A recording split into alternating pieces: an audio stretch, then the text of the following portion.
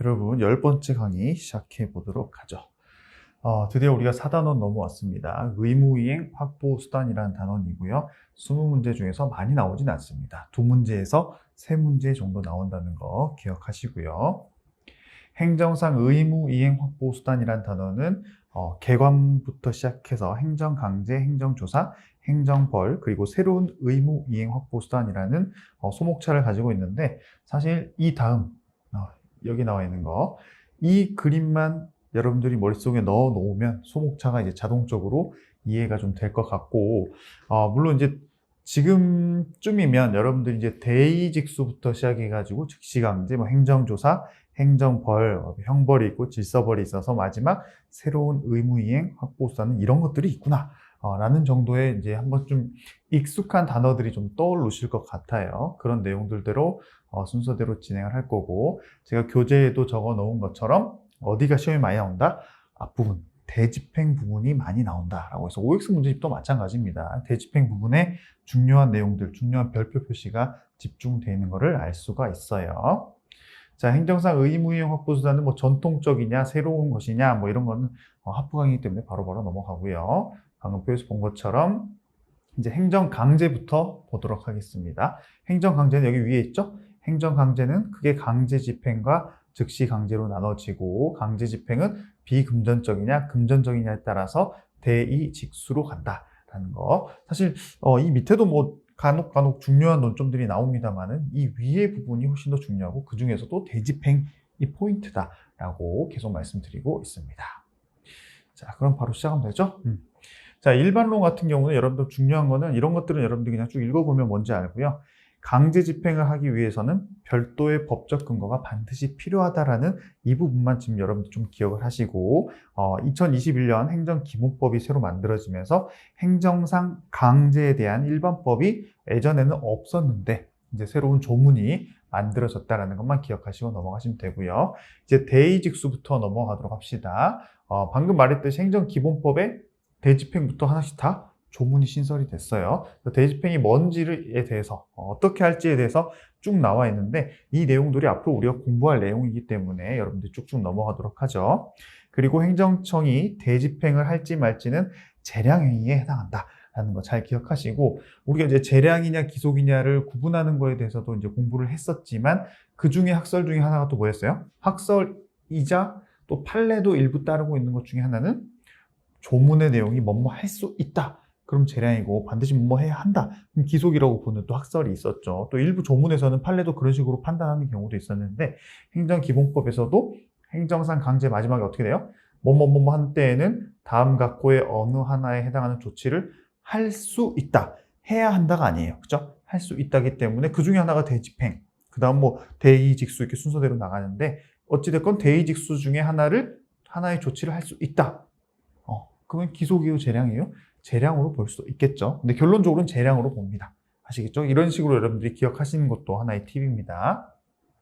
자, 대집행이고요. 쭉쭉 넘어가죠. 자, 이제 예전에는 행정기본법이 만들어지기 전에는 행정대집행법이라는 하나의 중요한 법이 있었죠. 그게 이제 대집행을 행할 때 어떤 경우에 하고 어떤 순서대로 해야 된다라는 하나의 중요한 법이었는데, 그 행정대집행법 제2조를 보면요. 대집행과 그 비용 징수라는 이름으로 되어 있는데, 실제 법률의 내용을 보면 법률 가로 넘어가 볼게요.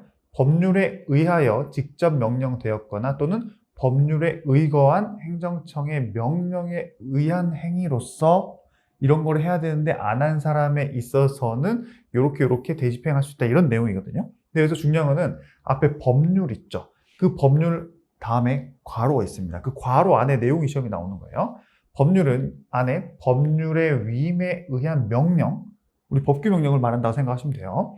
명령 또는 지자체의 조례까지도 포함한다는 겁니다. 즉, 법률의 위임에 의해서 명령이 있는데 그 명령을 따라서 뭔가를 해야 될 사람이 안 했을 때, 또는 지자체의 조례, 그 조례에 의거해서 어떤 사람이 뭔가를 해야 되거나, 또는 조례에 의해서 행정청이 뭔가 의무를 부과했는데 상대방이 안 했거나 이랬을 때 이렇게 대집행을 할 수 있다라고 해서, 법적 근거를 물어본다고 했을 때 법률 플러스 법률에 의한 명령 플러스 지자체의 조례까지도 모두 포함이 된다라는 논점이 간혹 시험에 나오기 때문에 제가 설명을 드렸습니다. 나머지는 밑에서 하나씩 보는 거예요. 자, 그럼 대집행은 누가 할 수 있냐? 당연히 그 대집행의 대상이 되는 의무를 명령한 그 행정청, 처분청이라고 볼 수 있죠. 예를 들면 뭐 철거하라는 명령을 내렸어요. 근데 철거를 안 했기 때문에 그 철거를 대집행을 해야겠죠. 행정청이. 그럼 누가 하는 거예요? 철거를 명령했던 그 처분청이 바로 하는 거고요. 감독청은 할 수가 없습니다. 우리가 취소와 철회 공부할 때 감독청도 되냐 안 되냐, 법적 근거가 있으면 된다, 뭐 안 되면은 뭐 견해가 날린다, 뭐 이런 내용이 있었죠. 그 처분청, 감독청 구분이 여기서도 한번 나옵니다. 대집행은 처분청만 가능하고 감독청은 안 된다라는 그 결론 잘 기억하시고, 이 대집행 자체는 이제 처분청이 할 수 있는데 그 대집행의 실행행위, 실제 현장에 나가서 실행하는 거는 대집행이 직접 할 수도 있지만 제3자에게 시켜서 할 수도 있다. 제3자에 의해서도 가능하다라는 거 기억하시고요. 그 밑에 바로 이런 거죠. 법령에 의해서 대집행 권한을 위탁받았다면은 그 위탁받은 사람은 사인이라 하더라도 대집행의 주체가 될 수 있다. 그리고 그에 대한 판례가 바로 이거죠. 한국토지공사, 지금은 한국토지주택공사입니다. 여기가 행정청은 아니죠, 원래. 근데도 불구하고 법령에 의해서 대집행 권한을 위탁받았다면 이러한 한국토지공사는 행정주체에 해당하게 된다라는 결론 잘 기억하시고, 시험에서는 행정주체에 해당한다는 이쪽 부분에서 논점으로 나오고, 국가배상법 부분에서는 우리가 국가배상법은 요건이 있었죠. 국가공무원이라든가 지자체에서 그 속한 공무원이 어떤 업무를 했는데 그게 위법했을 때 손해배상을 해주는 거잖아요. 그랬을 때 한국토지공사가 과연 그 국가배상법에서 말하는 공무원에 해당할 수 있냐? 해당한다? 안 한다. 그럼 도대체 얘는 뭐냐? 행정주체다. 대집행을 할 수 있는 이 결론. 이렇게 두 가지 결론을 좀 기억하실 필요가 있습니다. 이 두 줄만 암기하시면 그쪽 단원에서 나오든 이쪽 단원에서 나오든 다 맞출 수가 있어요. 자, 다음은 대집행의 요건들에 대해서 하나씩 보도록 하죠. 공법상 의무의 불이행, 즉 사인이 공법상으로 해야 될 의무가 있음에도 불구하고 하지 않았을 때 대집행의 대상이 된다는 거죠. 즉 반대로 그 사인이 공법이 아니라 사법상 해야 될 의무를 안 했을 때에는 그거를 행정청이 대집행으로 해결할 수 없다라는 내용이라고 여러분들이 기억하시면 됩니다. 그런 내용이 여기 나와 있죠. 도급계약에 의한 공공시설물 공사의 불완전 이행, 누가 불완전하게 이행했겠어요? 사인이 안 했겠죠. 그랬을 때는 행정 대집행을 할 수가 없습니다. 왜냐하면 도급계약 자체는 행정청의 처분이 아니라 서로 계약을 맺은 거기 때문에 그 계약상 의무를 이행 안 했다. 그거는 공법상이 아니라 사법상 의무를 안 했기 때문에 대집행으로 해결할 수 없는 거예요. 하지만 그러한 사법상 행위라 볼 수 있을지라도 행정 대집행을 준용하는, 적용할 수 있는 특별한 규정이 따로 있다면 그럴 때는 대집행이 될 수도 있다라는 것만 기억하시면 됩니다. 자, 토지협의 취득.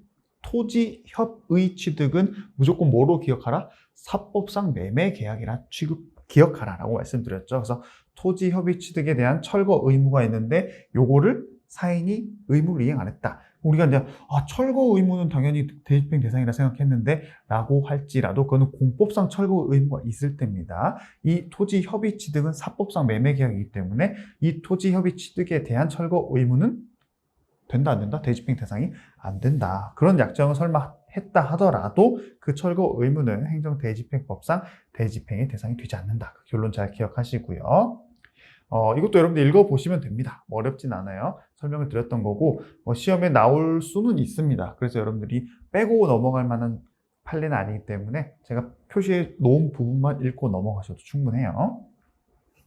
자, 그 다음 대체적 자기 의무임에도 불구하고 안 했을 때, 대체적은 그 사람이 꼭 안 해도 누군가 대신할 수 있다는 의미고, 자기는 자기와 부자기가 있었죠. 자기는 뭐뭐 해야 될 때, 부자기는 뭐뭐 하지 마라 라고 할 때 그 차이라고 보시면 됩니다.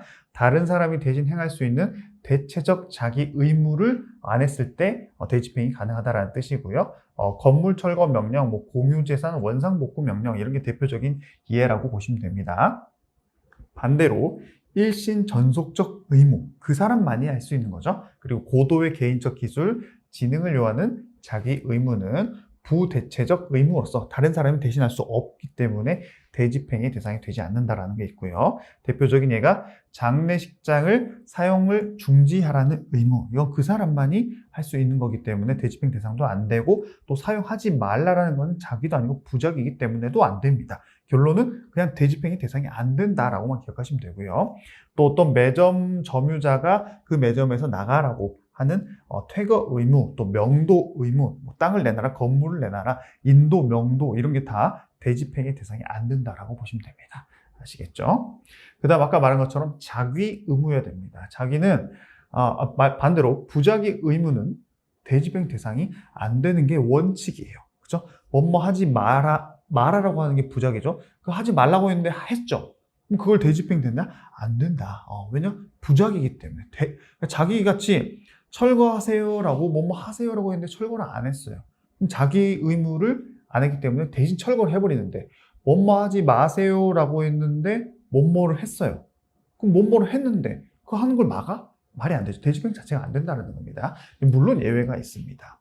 단 부작위의 경우에도 전환규범, 즉 부작위 의무를 자기 의무로 바꿀 수 있는 법적 근거가 있다면, 물론 법적 근거가 있으면 다 된다, 이렇게 결론을 기억하시면 됩니다. 그 내용이 여기 나와 있고요. 대표적인 예가 어떤 구역 안에다가 시설 설치하지 마세요라고 했어요.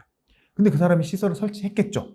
근데 이 정도만으로는 시설을 설치해버린 걸 어떻게 한 거 자체를 막을 거예요? 안 되겠죠. 근데 이거는 대집행 대상이 일단 돼요? 안 돼요? 안 돼요, 원칙적으로. 하지만 이미 시설을 설치해 놨겠죠? 그럼 어떻게 되겠어요? 관련 규정을 봤더니 행정청이 하지 말라라는 걸 한 그 공작물이 바로 불법 공작물이 되는 겁니다. 그 불법 공작물의 철거 명령이 발해짐으로 철거 명령을 할 수 있다는 거예요. 발해짐으로써 자기 의무로 전환이 된다면, 그런 규정이 추가적으로 있다면, 그럴 때는 그 불법 공작물을 철거하는 거는 자기 의무고, 또 대체적으로 다른 사람도 할 수 있기 때문에 대집행이 대상이 될 수 있다는 거죠. 아시겠죠? 그리고 여기가 이제 이렇게 연결되는 하나의 판례인데요. 결론적으로는 이 내용이 여기에 실제 예로 들어간 거고, 진짜로 관련 규정에서 부작위 의무를 자기 의무로 전환시킬 수 있는 법적 근거가 반드시 있어야지, 단순히 이랬을 때는 이걸 이런 명령이 연결되지 않을까? 그런 생각으로는 이렇게 이해하면 된다, 안 된다? 안 된다라는 내용이 나와 있습니다. 부작위로부터 그 의무를 위반함으로써 생긴 그 결과를 시정하기 위한 자기 의무를 당연히 끌어낼 수 있다, 없다? 없다. 끌어내려면 뭐가 필요하다? 법적 근거가 반드시 있어야 된다. 이렇게 기억을 하셔야 되는 거고, 이 문구가 그대로 많이 나옵니다. 아시겠죠? 또 자기 의무, 즉 위반 결과의 시정을 명하는, 즉 하지 말라고 했는데 했을 때 그거의 시정을 명하는 그 권한이 당연히 추론되는 것도 아니다. 그렇기 때문에 추가적인 이런 법령 규정이 있어야지만이 이렇게 부작위임에도 대집행이 대상이 될 수 있는 겁니다. 아시겠죠? 요거 시험이 좀 자주 나와요. 정말 많이 나왔죠. 이따가 OX 문제집에서도 살펴볼 겁니다. 그 다음 다른 방법이 없을 것. 이 대집행 자체가 상당히 좀 강력한 수단이다 보니까 그 정도 수단이 아니라 좀 약한 수단으로 해결할 수 있으면 그 수단으로 가라라는 게 여기 나와 있고요. 공익상 요청이 있어야 된다. 즉 대집행을 하게 되면 그 국민은 피해를 입고 대신 공익이 이제 좋아지겠죠. 그 두 개를 비교해가지고 공익이 높을 때에만, 사익은 별로지만 공익이 더 클 때에만 해라, 대집행해라. 그게 바로 여기서 말하는 상당성입니다. 그래서 상당성 인정한 것과 상당성 부정한 것들 여러분들이 한번 읽어보시면 다 이해할 수 있는 판례들이기 때문에 넘어가고요. 자, 불가증력의 발생은 대집행 요건이 아니다. 이거 이제 대충 읽어보면 뭔 소리인지 모를 수 있는데, 우리가 이제 불가증력이 뭐예요? 행정청이 어떤 처분을 내리는데 민원인이 처분에 불만을 가져가지고 소송을 제기하고 싶은데 그 소송을 제기할 수 있는 기간이 넘어가면 보통 불가증력이 발생했다고 하죠. 그럼 대집행을 할 때도 만약에 철거 명령을 내렸다 봅시다. 그 또 하나의 처분이라고 볼 수 있는데, 그 철거 명령에 대해서 아직 이 사람이, 상대방 민원인이 그 철거 명령 처분에 대해서 소송을 제기할 수 있는 시기예요. 아직 불가증력이 발생 안 했다는 거죠. 그럼 공무원 입장에서는 저 사람이 그 처분에 대해서 소송을 제기할 수 있으니까 아직 대집행하면 안 되겠다, 안 되겠지, 이러면 돼요? 아니라는 거죠. 즉 불가증력이 생겼든 안 생겼든 상관없이 대집행은 가능하다는 겁니다. 아시겠죠? 그 내용이 여기 나와 있고요. 즉 쟁송 제기 기간 이다 하더라도 대집행은 요건만 맞으면 가능하다라는 결론 기억하시고요. 자, 이제 대집행의 절차입니다. 개통실비라는 우리 두 문자를 여러분들에게 소개를 해드린 적이 있죠. 그래서 대집행 절차에 대한 내용이 여기 나와 있죠. 그래서 먼저 첫 번째는 계고입니다. 계고. 개통실비할 때 계고. 계고는 뭔가 안내를 해주는 거죠. 통지 같은 내용인데, 자, 첫 번째, 상당한 기간을 정해서 그 기간까지 이거 하라고 했는데 안 하시면은 저희 대집행 할 겁니다. 라는 내용의 문서로 알리는 게 바로 계고입니다. 그게 바로 계고예요. 특별히 어렵지 않죠? 대신에 여기서 중요한 논점은 상당한 의무 기간을 반드시 부여해야 돼요. 상당한 의무를 이행할 수 있는 기간을 부여하지 않고 바로 개통실비로 쭉쭉 넘어가 버렸다. 그러면은 위법하다는 내용이 여기 나와 있습니다. 그리고 설마 피고가 이 계고할 때는 상당 기간을 안 주고 그 뒤에 있는 대집행 영장으로서의 그 대집행의 시기를 이제 통지죠. 통지가 바로 대집행 영장을 통한 그 안내지 않습니까? 그 뒤에 오는 개통 실비할 때 계고 뒤에 오는 그 통지 그 뒤에 나오는 절차를 통해서 그 기간을 좀 늘려줬다 하더라도 그래봤자 뒤에서 늘린 거기 때문에 의무가 없다라는 거죠. 의미가 없다라는 거죠. 그렇기 때문에 이 위 대집행 계고 처분은 상당한 이행 기간을 정하지 아니한 것이어서 위법한 처분이 된다. 즉 뒤에 가서 기간을 좀 더 주는 거는 의미가 없다는 겁니다. 계고를 할 때부터 충분한 기간을 줘야 된다는 결론이죠. 자, 그 다음에 쭉쭉 넘어가고요. 여기서 이것도 나오죠. 자, 철거 명령에서 주어진 일정 기간이 자, 우리가 먼저 철거 명령이라는 처분이 먼저 있고 나서 철거 명령을 안 했기 때문에 대집행으로 가서 개통실비가 된다 했어요. 자, 근데 철거 명령에서 그 기간을 먼저 줬죠. 언제까지 철거하세요? 라고 했는데 그 기간이 자진 철거에 필요한 상당한 기간이라면 그 기간 속에는 계고 시에 필요한 상당한 이행 기간도 포함되어 있다고 볼 수 있다. 자, 이거 앞에 거랑 좀 헷갈리는 분들 많을 건데 개통실비에서 계를 공부하고 있고요. 그 계에서는 상당한 이행 기간 줘야 된다 했는데 그 계에서 이행 기간은 계 또는 계 앞에 있는 철거 명령에서 충분한 기간을 줬다. 그럼 문제가 안 됩니다. 하지만 그때 안 주고 계 다음에 오는 통, 그렇죠? 앞에서 본 것처럼 통이 뭐였어요? 대집행 영장으로서의 통지. 뒤에서 상당한 기간을 주는 것은 의미가 없다라는 결론입니다. 앞에서 줘라. 뒤에서는 의미가 없다. 이렇게 여러분들이 보시고 넘어가시면 되고요. 그 다음에 이제 계고의 성질은 항고소송의 대상이 되는 통지입니다. 개통실비가 다 처분성이 있다라고 기억만 하시면 돼요. 개통실비 전부 다 처분성 있다. 근데 여기서 1차 계고를 하고 바로 통지로 가면 되는데 1차 계고도 하고 2차 계고도 하고 3차도 하고 공무원이 상당히 기회를 많이 줬어요. 그럴 때는 1차 계고만이 처분이고 2차, 3차는 따로 처분성이 없다는 것도 기억하십시오. 이거랑 항상 구분하는 게 뭐였어요? 같은 것과 다른 게 하나 있었죠. 우리 강제징수할 때 도감매청도 똑같이 전부 다 처분성이 있고 또 독촉할 때도 1차 독촉, 2차 독촉, 3차 독촉이 있으면 1차만 처분성이 있다. 근데 이거랑 비교할 게 뭐다? 행정청이 어떤 신청에 대해서 거부 처분을 내리게 되면 그 거부 처분 한 번, 두 번, 세 번, 네 번 하게 되면 그 거부 처분은 전부 다 하나씩 처분성이 있다. 그거 반드시 비교하라고 했습니다. 이거 공부할 때. 일단 바로 넘어가고요. 자, 그리고 대집행 하려고 하는 그 내용이나 범위가 구체적으로 특정이 돼야 되는 건 맞지만 이게 개통실비할 때 그 계고라는 과정에서만 그렇게 특정을 해줘야 되냐? 그건 아니고 계고 처분 전에 우리가 만약에 아까 우리 철거 명령 먼저 한다 했죠? 그 철거 명령에서 이미 그 범위와 범위와 내용이 구체적으로 됐었으면 굳이 계고에서 또 반복 안 해도 상관없다라는 내용이 여기도 있고 여기도 나와 있는 겁니다. 아시겠죠? 그 내용 쭉쭉 넘어가면 되고요. 계고는 반드시 문서, 서류로 해야 되지 말로 하는 경우는 효력 자체가 없다는 거 기억하시고 만약에 대집행을 절차를 해야 되는데 비상 상황이거나 위험이 절박할 때에는 이런 수속을 거치지 않고 바로 가능도 하다라는 예외적인 조항도 있다는 거 기억하시고요. 다음 통지입니다. 개통실비할 때 통지. 통지는 대집행 영장을 통한 통지라고 기억하시면 돼요. 우리가 일반적으로 그냥 공부를 깊게 하지 않으면 통지만 기억하는데 실제 아까 우리 판례에서는 대집행 영장을 통한 통지 이런 의미로 많이 씁니다. 대집행 영장 이거 자체가 통지구나라는 걸 여러분들이 반드시 기억하셔야 됩니다. 역시나 항고 소송의 대상이 되는 처분성이 있다는 거 기억하시고, 역시나 이럴 때에는 이런 통지도 생략할 수 있다는 것만 보시고 넘어가죠. 그 다음 개통 실비할 때 실행한다 이거죠. 실제 대집행 해버린다. 그래서 보면 여러분들이 계고와 통지를 좀 헷갈리시는 분들이 있는데, 계고는 너 언제까지 안 하면 우리 앞으로 대집행 할 거야 라는 내용의 알림이라면, 통지는 그 영장 내용이 뭐겠어요? 야, 너가 약속한 기간 내에 안 했으니까 우리 며칠 후에, 즉 몇 월 며칠에 너 대집행 할 거야 라고 알려주는 게 바로 통지입니다. 그게 바로 영장 내용을 통지한다는 거예요. 그래서 계고와 통지에 알려주는 내용이 좀 다르다라는 거 기억하시고, 실행은 말 그대로 액션입니다. 액션. 당연히 처분성이 있고요. 대집행권을 발동할 것인지 여부는 아까 말씀드린 것처럼 재량행위로 본다.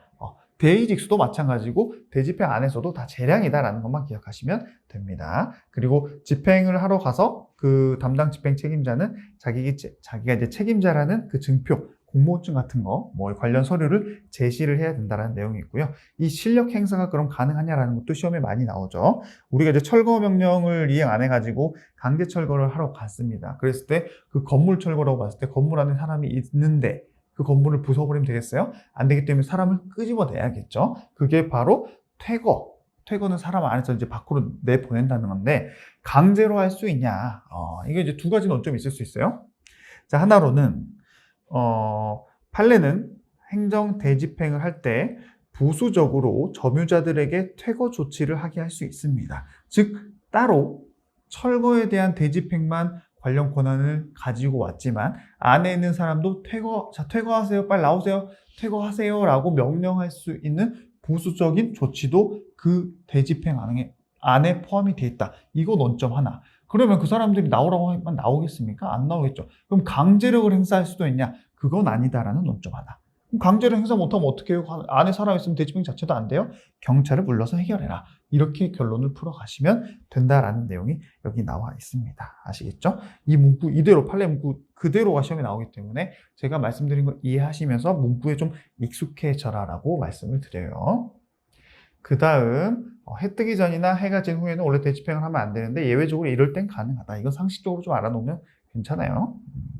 그다음 마지막, 대집행하는데 비용이 들었기 때문에 원래 그 사람이 이걸 직접 혼자 알아서 해가지고 자기 돈으로 했어야 되는데 안 하고 있어서 행정청이 대신했으니까 그 돈을 그 사람한테 내놓으라고 해야겠죠. 역시나 처분성이 있고요. 국세징수법의 예에 의해서 징수를 할 수 있다는 거, 또 국고 또는 지자체의 수입으로 한다는 것도 간혹 나옵니다.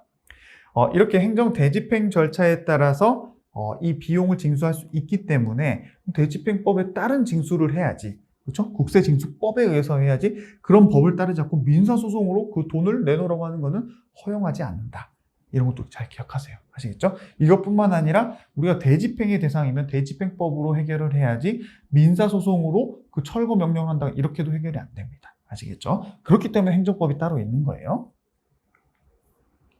자, 그 다음 행정쟁송에 대해서 보면요. 내가 대집행, 개통실비 때문에 피해를 입은 이제 민원인 입장이 됐습니다. 그걸로 인해서 내가 피해를 입었다, 또는 그 처분이 잘못됐기 때문에 처분 자체를 취소해야 된다라고 하면은 행정쟁송으로 다툴 수 있냐라고 했을 때 개통실비는 전부 다 처분성이 있기 때문에 취소 소송 각각 다 가능하다라는 거 기억하시고, 그러면 개통실비가 순서대로 오는데 내가 개고 처분은 이미 소송을 다툴 수 있는 쟁송 기간이 지나가지고 불가쟁행이 생겼어요. 그럼 통지로 넘어왔죠? 그럼 통지를 넘어와서 통지 자체를 소송으로 대상으로 하되, 그 통지 자체는 문제가 없지만 그 소송 안에서 앞에 있는 계고의 위법성을 주장해서 그 계고가 위법하기 때문에 통지도 위법합니다 라는 주장을 할 수 있냐? 그게 뭐예요? 하자의 승계 논점이죠. 우리 137페이지에서 봤습니다.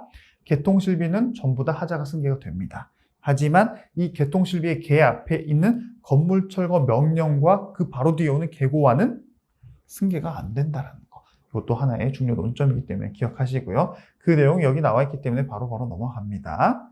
하지만 만약에 그 앞에 이제 취소 사유가 아니라 무효 사유면 무조건 다 뒤에, 앞에가 무효면 뒤가 다 무효라고 했어요. 심지어 동일한 목적의 그 승계가 아니더라도 상관없이 다 무효가 된다. 이것도 하나 기억하시고요.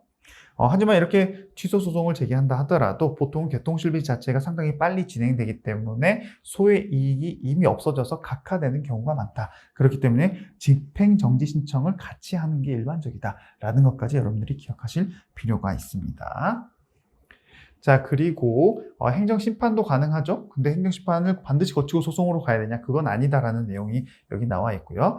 이 소송에서 주장과 입증 책임에 있어서 행정청은 대집행 요건 자체가 아무 문제 없이 적법했다라는 내용으로 반박을 하겠죠. 그렇기 때문에 대집행 요건의 구비에 대한 주장 입증은 당연히 행정청이 하는 겁니다. 그리고 아까 말씀드린 내용이 여기도 이제 들어있어요. 이게 대집행으로 해결할 수 있는 이 케이스일 때에는 민사소송 방법으로 행정청이 그 이행을 하면 안 된다는 내용도 여기 나와 있습니다. 즉 공법상 의무의 이행을 민사소송으로 해결하려고 하지 마라라는 내용이 들어있어요. 사실 이 부분은 내년 책에서는 좀 위치를 바꿀 겁니다. 지금 여기는 민원인이 우리가 개통실비로 피해를 입었을 때 하나의 소송을 제기하는 권리구제 방법을 말하는데 이 부분은 뭐 관련성이 전혀 없지만 어쨌든 이거는 약간 개통실비에서도 대집행 자체에 대해서 대집행을 통해서 해결하려면 특히 뭐 개통실비에서 실행 정도가 될 것 같아요. 그렇게 하면 대집행법에 의한 실행을 해야지 민사소송으로 그거를 의무를 이행하면 안 된다라는 내용이 이 내용이고 결론만 기억하시면 됩니다. 만약에 대집행이 이미 완료돼가지고 취소소송을 제기할 수 없다 하더라도 국가배상 청구는 가능하다라는 거 여러분들 기억하시면 되고요. 자, 그 다음 이제 이행강제금으로 넘어갑니다. 대집행 끝났어요. 이 단원에서 시험에 가장 많이 나오는 논점은 방금 끝났다고 보시면 됩니다. 그 다음에 이행강제금. 자, 이행강제금은 여러분들이 집행벌이라는 이름도 똑같이 쓰고 있다는 것을 반드시 좀 기억하실 필요가 있습니다. 대의직수 하다 보니까 그 이행강제금이라는 단어만 기억해가지고 문제에서 집행벌이라고 나와버리면 이게 뭐지라고 생각이 드는 경우가 있어요. 그렇기 때문에 지금 공부하실 때 이행강제금은 집행벌이다라는 거 반드시 기억하세요. 이 집 저 집 할 때 이 집 이렇게라도 여러분들 기억하시고요. 이건 뭐예요? 자, 부작위 또는 자기 의무를 이행하지 않은 경우에 일정 기간까지 의무를 이행하라고 했어요. 근데도 안 했다. 그럴 때는 금전적 부담을 과할 것을 미리 예고하고 이러한 심리적 압박을 통해서 장래에 민원인이 그 의무의 이행을 하는 것을 확보하기 위한 하나의 간접적인 행정상 강제 집행 수단이다라는 겁니다. 우리 대집행 같은 경우는 안 하면 직접 해버리죠. 하지만 대의직수할 때 이행강제금, 집행벌은 할 때까지 그냥 돈을 부과해버리는 겁니다. 그렇기 때문에 간접적 수단이라고 표현하고 있습니다. 바로 넘어가고요. 급부하명에 해당하고요. 행정행위에 해당한다. 이제 처분성이 있냐? 이건 좀 이따 나옵니다. 이행강제금 자체가 전부 다 처분성이 있는 건 아니기 때문에 잘 기억하시고요. 일신 전속적이기 때문에 이미 돌아가신 사람에게 이행강제금 부과 처분하면은 그 자체가 효력이 없습니다. 그게 뭐 바로 뭐 상속이 되냐 이런 걸 따질 필요 없이 그냥 무효이다 이렇게만 기억하시면 돼요. 그리고 이행강제금도 내게 하고 또 그거에 대해서 관련 법령이 처분도 할 수 있게 해놨다. 행정처벌도 된다. 그럴 때는 둘 다 그냥 다 부과하면 됩니다. 이중처벌 금지 원칙에 반하지 않는다. 이거는 제가 말씀드렸죠. 대의직수 그리고 일단 뭐 과징금, 과태료 싹 다 관련 규정대로 그냥 부과하면 돼요. 이중처벌을 하면 안 된다는 그 대원칙에 전혀 반하지가 않는다라고 보시면 됩니다. 무허가 건축행위를 했을 때 형사처벌 대상이 되죠? 그럼 형사처벌도 하고 그리고 이행강제금 부과도 하고 하면 됩니다. 아무 문제가 없어요. 자, 침입적 강제수단이기 때문에 당연히 법적 근거가 필요하다는 거. 대의직수가 전부 다 마찬가지입니다. 그리고 행정기본법의 이행강제금에 대한 조항이 신설됐다는 것도 참고하시면 되고요. 대상은 비대체적 자기 의무, 부자기 의무 이런 거 따지지 않고 대체적이냐 비대체적이냐 상관없이 다 부과가 가능하다. 그리고 선택적으로 행정청이 할 수 있다. 대집행을 할지 이행강제금을 할지 선택적으로 재량으로 판단하면 된다는 거 계속 반복적으로 말씀드리고 있고요. 대집행과 직접강제는 이제 직접적으로 뭔가 하기 때문에 직접적 의무 이행 확보 수단이라면 이행강제금은 간접적이다. 왜냐면 할 때까지 돈만 부과하니까 그 내용 계속 반복이 되고 있습니다. 그리고 기준이 있고 감경이 있는데 이게 바로 행정기본법에 관련 규정이 생겼다는 거고 한번 여러분들 눈으로 읽혀보시면 돼요. 자, 이제 절차가 있습니다. 행정기본법상 절차가 있고 이제 개별법상 절차가 있는데 개별법상 절차는 이제 건축법에 의한 절차가 보통 대부분 예전에는 그게 중요했는데요. 지금은 행정기본법상 절차가 훨씬 중요하기 때문에 이것만 보고 넘어가도록 하죠. 첫 번째 행정청에 의무를 부여합니다. 이거 하세요. 했겠어요? 안 했겠죠. 그럴 때는 계고를 먼저 합니다. 앞에 우리 개통실비와 비슷한 계고라고 보시면 돼요. 자, 언제까지 이거 하셔야 됩니다 라고 했는데 또 안 했죠. 그럴 때 이행강제금을 부과하는 겁니다. 이거 계고 없이 바로 이행강제금 부과하면 안 된다는 것만 기억하시면 되고요. 계고와 관련된 내용은 여기 여러분들이 쭉쭉 보시면 어렵지 않기 때문에 바로 넘어가고 의무를 이행할 때까지 반복해서 부과도 가능하다는 거 기억하시면 되고요. 징수도 뭐 특별한 내용 없기 때문에 바로 넘어갑니다. 자, 이제 아까 말씀드렸던 개별법 그 중심으로는 건축법이 있는데 이건 바로바로 넘어갈게요. 시험에 안 나와서 넘어간다기보다는 이제 나올 가능성이 점점 떨어지기 때문에 넘어가는 거고, 그래도 여러분들 아직까지는 나올 가능성이 있기 때문에 한번 보시고 넘어갈 필요는 있습니다. 저는 바로바로 넘어가죠. 하프 강의니까.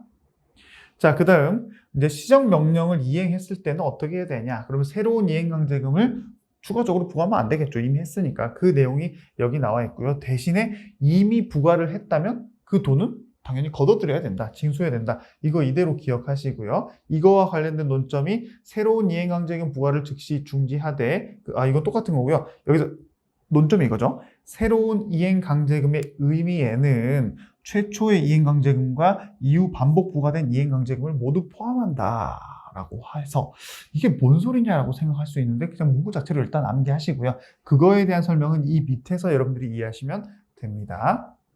자, 이걸 먼저 봅시다. 철거 명령하라고 했는데 안 했어요. 계고를 하죠. 자, 1월 말까지 철거 안 하면 이행강제금 부과할 거예요 라고 했어요. 그러면 1월 말까지 안 했어요. 그럼 2월 1일 됐을 때 이행강제금 부과할 수 있죠. 부과하면 됐는데 공무원이 좀 기다려볼까? 할 수 있지 않을까? 좀 기다렸습니다. 그래서 결국에는 3월까지 기다렸는데 3월 말이 돼서야 그 사람이 철거를 했어요. 자, 그러면 원래는 2월 1일부터 3월 30날까지 이행강제금을 부과할 수 있었죠. 한 번도 안 했죠. 그럼 할 수 있었던 이행강제금 중에 첫 번째로 부과할 수 있었던 게 바로 최초의 이행강제금이라고 표현을 하고, 그 뒤에 만약에 최초의 이행강제금 부과했다면 그 뒤에는 반복될 수 있는 이행강제금이라고 그냥 우리가 생각하시면 됩니다. 그래서 우리가 요 2월 1일부터 3월 말일까지 부과할 수 있었던 최초의 이행강제금도 있었는데 부과할 수 안 했어요. 결국 안 했죠. 그렇기 때문에 추가적으로 부과하면 된다, 안 된다? 안 된다. 왜냐? 이제라도 했으니까. 만약에 부과했으면 그건 돈을 걷어들이고, 그 내용이 이 내용입니다. 아시겠죠? 특별히 어려운 내용이 아니기 때문에 바로 넘어갈게요. 자, 그리고 공정거래법상 과거의 시정조치 불이행 기간에 대해서는 이행강제금을 부과할 수 있다. 지금 앞의 내용이랑 반대입니다. 이게 만약에 단순 철거 명령이 아니라 공정거래법상 이런 거를 하라고 했는데 안 했을 때, 그럴 때에는 나중에 3월 말일에 철거가 아니라 이행했다 하더라도 최초의 이행강제금으로 볼 수 있는 이행강제금 부과할 수 있습니다.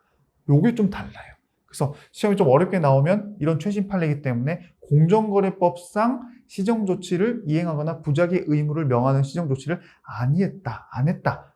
그럴 때는 안 했다가 나중에 했다. 그럴 때는 과거의 시정조치 불이행 기간에 대해서 이행강제금을 그때 가서도 부과할 수 있다. 아주 무서운 조항이자 판례죠. 그렇죠? 이런 건 좀 기억하실 필요가 있습니다.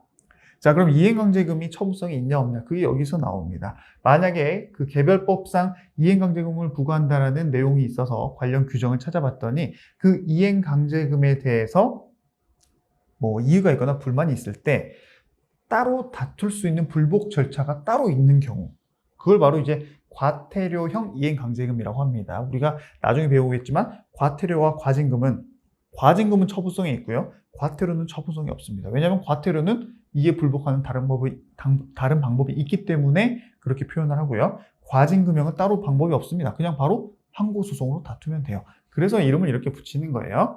개별법에 이행강제금 부과에 관한 특별한 불복 절차가 규정이 있다면 그거에 따라야 되기 때문에 항고소송으로 다툴 수 없어요. 처분성이 없습니다. 대표적인 예가 농지법과 관련된 이 판례입니다. 아시겠죠? 그리고 이렇게 가면 그냥 그대로 가야지, 혹시 행정청이 관련 규정을 잘 몰라가지고 공무원이 이거 항고소송으로 다툴 수 있어요 라고 알려줬다 하더라도 관할이 생기지도 않습니다. 아시겠죠? 이런 내용들 잘 기억하시고, 혹시 지금 졸려서 이해가 안 되시면 반드시 이거 논리만 알면 다 한 번만 공부해 놓으면 다 기억할 수 있기 때문에 잠을 깨고 다시 이 부분부터 들으세요. 아시겠죠? 그다음 과징금형은 마찬가지로 반대입니다. 특별한 불복 절차 규정이 없을 때는 항고소송의 대상이 된다라고 보시면 되시고, 건축법에 의한 이행강제금이 바로 대표적인 예다라고 보시면 되겠어요. 그다음 대의직수 할 때 이제 직접 강제입니다. 여러분 별로 안 나왔어요? 직접 강제, 강제징수, 즉시 강제까지 할 겁니다. 자, 직접 강제는 별로 뭐 설명할 게 없어요. 뭐 하라 했는데 안 했다. 그냥 직접 해버리는 겁니다. 직접 해버려요. 아무 의미가 없이 가장 강력한 마지막 강제 집행 수단이라고 보시면 됩니다. 대표적인 예가 식품위생법상 영업소 폐쇄. 영업소를 폐쇄하라고 했는데 안 해요. 가서 강제로 폐쇄시켜버립니다. 끝나는 거예요. 또 출입국 관리법상 외국인 보고 또 나가라고 했는데 안 나가요. 강제 퇴거시켜버립니다. 그게 바로 여기서 말하는 직접 강제에 대한 예다라고 보시면 됩니다. 자기, 부자기, 수인 의무 등 일체 의무 불이행이 다 대상이 될 수 있고요. 그리고 여기서도 한 번의 기회는 줍니다. 계고를 해요. 언제까지 하지 않으면 너 이렇게 할 거야 라고 하는데 그 계고 및 통지에 관한 거는 이행강제금에서 배웠던 그 조문을 그대로 준용하기 때문에 똑같습니다. 이행강제금 때와. 아시겠죠? 그 내용이 여기 나와 있고요.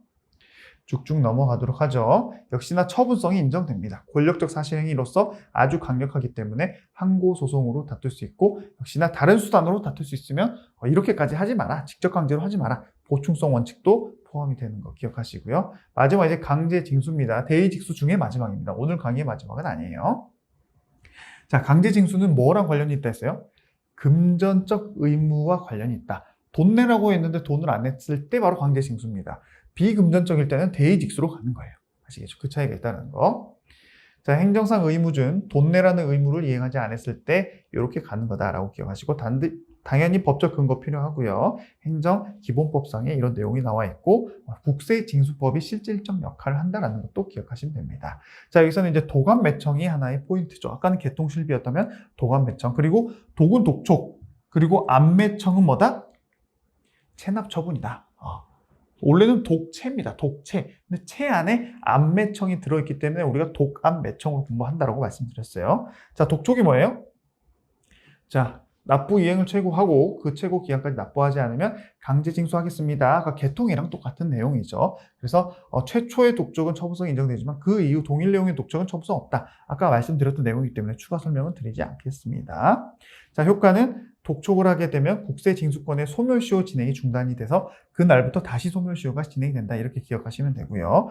독촉 절차를 하지 않고 바로 압류로 들어간다. 그럼 절차를 지키지 않은 거기 때문에 절차 위반은 무효가 아니라 취소 사유로 했습니다. 그 내용이 여기서도 이어지는 거예요. 그 다음 이제 암매청으로 갑니다.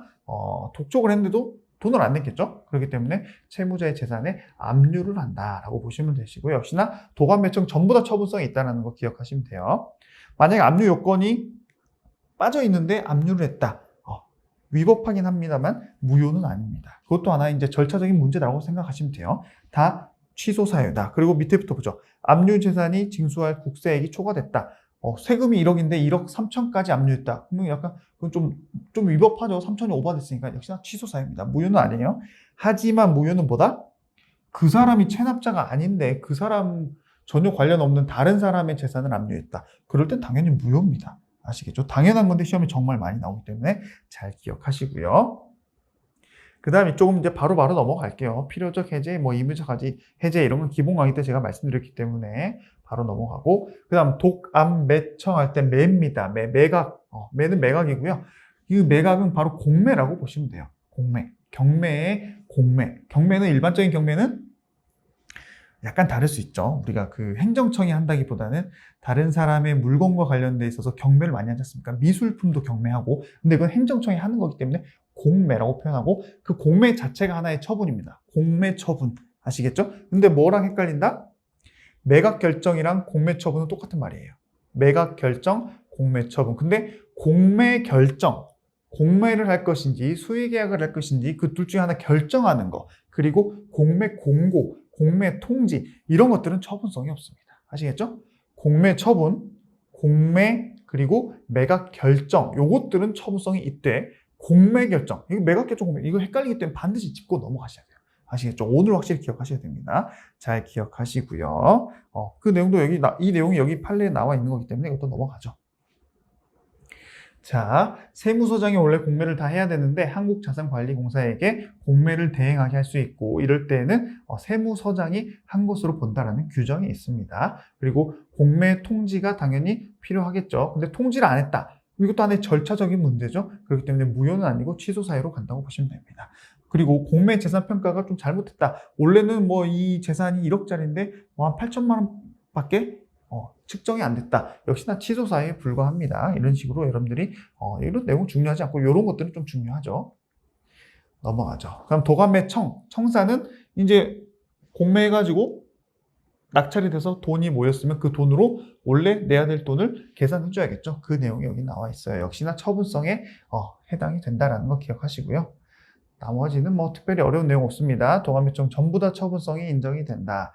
단 국세나 지방세 같은 경우는 이 도감매청에 대해서 민원인이 소송을 제기하고 싶은 거죠. 내가 권리구제를 받고 싶은 거예요. 하지만 뭐 일반적인 돈 내라는 거는 상관없어요. 행정심판에 가든 행정소송을 가든. 하지만 국세나 지방세는 관련 규정에 의해서 반드시 소송 가기 전에 심사 청구 또는 심판 청구 중 하나를 반드시 거쳐야 됩니다. 근데 이제 시험이 어떻게 나오냐? 이 자체를 물어보면 너무 쉽기 때문에 심사 청구와 심판 청구를 모두 반드시 거쳐야 된다. 이렇게 낚시 문제가 가끔 나와요. 좋은 문제는 아닙니다만은 그랬을 땐 틀립니다. 둘 중에 하나만 하면 돼요. 아시겠죠? 관련 규정에 따라서 이런 게 시험에 가끔 나온다는 거 기억하시고요. 하자의 승계도 마찬가지입니다. 우리 개통실비와 마찬가지 도감매청도 우리 공부했던 내용이기 때문에 바로 넘어가죠. 그렇죠? 도감매청 137페이지 배웠던 거. 그리고 도감매청 앞에 원래 뭐가 있어요? 조세 부과 처분을 먼저 하죠. 돈 내라고. 역시나 아까 우리 개통실비 앞에 철거명령과 마찬가지입니다. 그 조세 부과 처분과 압류 등의 체납 처분은 서로 승계가 안 된다는 거 기억하시고요. 그리고 쭉쭉 넘어가서 이제 마지막 즉시강제로 가죠. 자, 즉시강제. 여기 나와 있죠. 우리가 즉시강제와 또 직접강제 이름이 좀 헷갈려가지고 항상 좀 난해할 때가 있는데 이 위에는 뭐예요? 뭔가를 해야 될 의무가 있는 상황에서 그 의무를 이해 안 했을 때 이런 거라면 즉시강제는 뭔가를 해라 하지 마라 그런 의무 자체가 있지 않은 상황이라고 보시면 됩니다. 대표적인 예가 코로나와 관련돼 있어서 감염병 환자가 강제 입원 조치 당하는 거라고 했었죠. 코로나 걸리는 게 죄입니까? 우리가 관련 규정의 법령에 코로나에 걸리지 않게 하라 라는 법령이 있습니까? 없죠. 그럼에도 불구하고 코로나 걸리면 이렇게 병원에 입원하는 것은 바로 즉시강제라는 겁니다.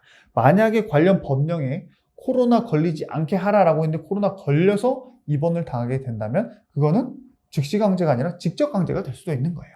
아시겠죠? 그런 차이가 좀 있다라는 거 기억하시고요. 관련 조문들 여러분들 읽어보시면 됩니다. 역시 처분성이 있다라는 거고요. 방금 말씀드린 내용들이 쭉쭉 나와 있어요. 바로 넘어가죠. 행정기본법에 관련 조문이 새로 생겼다. 그리고 관련 그 개별법에는 이런 의무들이 하나씩 다 규정이 되어 있다라고 보시면 되고요.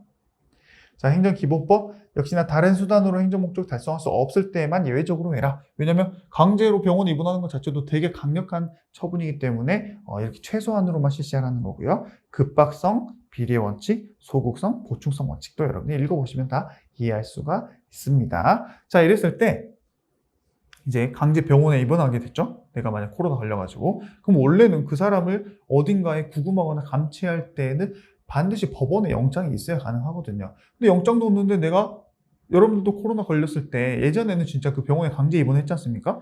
영장도 안 받고 영장도 없이 바로 입원이 됐어요. 그거에 대해서 영장주의가 필요하냐 안 필요하냐는 논의를 했을 때 대법원과 헌법재판소가 입장은 다른데 결론은 같다. 라고 우리가 공부를 했었죠. 대법원은 원칙적으로는 영장이 필요하다는 거예요. 원래는 필요해. 근데 행정 목적 달성을 위해 불가피하기 때문에 예외적으로 영장이 필요 없는 거야 라는 입장이라면 헌재는 원래 이 즉시강제가 급박성을 본질로 하기 때문에 원래 영장이 필요 없는 거야 라는 입장입니다. 결국에는 필요 없는 건 똑같은데 원래 필요하냐 아니냐는 좀 입장이 다르다는 거 잘 기억하시고 특히 불법 게임물을 발견한 경우에 관련 공무원이 그 영장 없이도 이걸 수거해가지고 폐기할 수 있는 그 규정이 있습니다. 법률 조항이. 이것도 헌법상 영장주의에 위배되지 않는다. 왜냐하면 원래 영장이 필요 없으니까. 뭐가? 즉시강제가. 아시겠죠?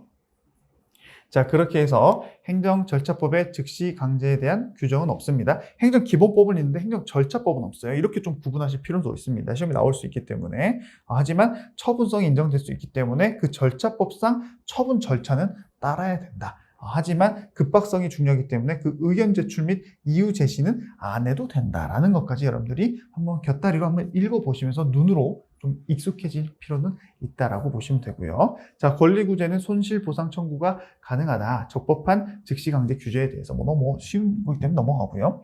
만약에 위법한 즉시강제를 내가 당했다. 그럴 때는 처분에 해당하기 때문에 항고소송이 원래 가능하겠지만 되게 빨리 되는 거죠. 그렇기 때문에 소의 이익이 부정돼서 각하되는 경우가 많습니다. 하지만 내가 입원을 일주일, 2주일 당한다. 그럴 때는 계속적이기 때문에 항고소송으로 다툴 수 있겠다라는 내용이고요. 국가배상도 가능하고 정당방위도 인정될 수 있습니다. 만약에 공무원이 즉시강제를 하는데 위법하게 해요.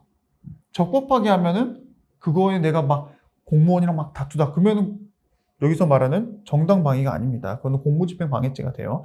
하지만 공무원이 위법하게 즉시강제를 하고 있을 때 내가 정한다. 그럴 때는 정당방위로 인정돼서 공무집행방해죄가 성립이 안 되는 겁니다. 포인트는 뭐다?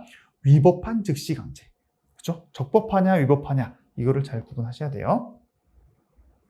자, 강제집행은 아까 말씀드린 것처럼 의무의 존재와 불이행을 전제로 하는데 반해 우리가 방금 배웠던 즉시강제는 의무의 존재나 불이행 자체는 아예 전제하지 않습니다. 그렇죠? 아까 설명드린 내용이기 때문에 넘어가고요. 밑에도 여러분들 읽어보시면 충분히 다 알 수 있는 내용들입니다. 자, 이렇게 해서 오늘 압축 강의 10번째는 마무리하면 되고요.